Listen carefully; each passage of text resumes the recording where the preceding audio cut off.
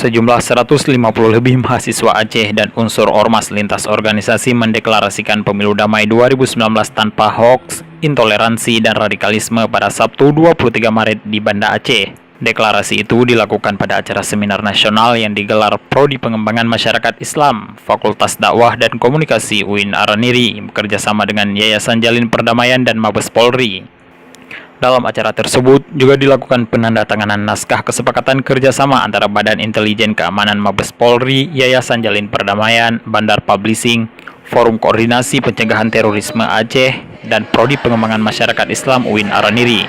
Tanpa hoaks dan radikalisme.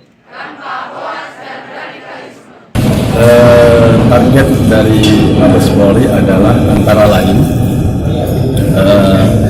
terkait dengan situasi dan kondisi saat ini, di mana tahun ini adalah tahun politik dan pemilu 2019 adalah merupakan agenda nasional.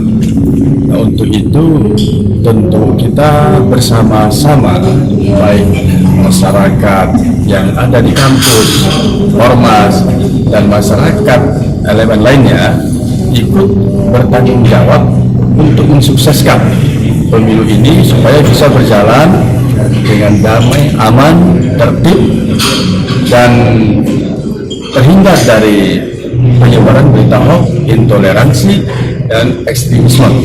Itu target kita. Jadi harapan kita adalah dengan pemilu sukses, tentu kedepannya negara kita semakin baik dan semakin berkembang. Ya, seperti itu.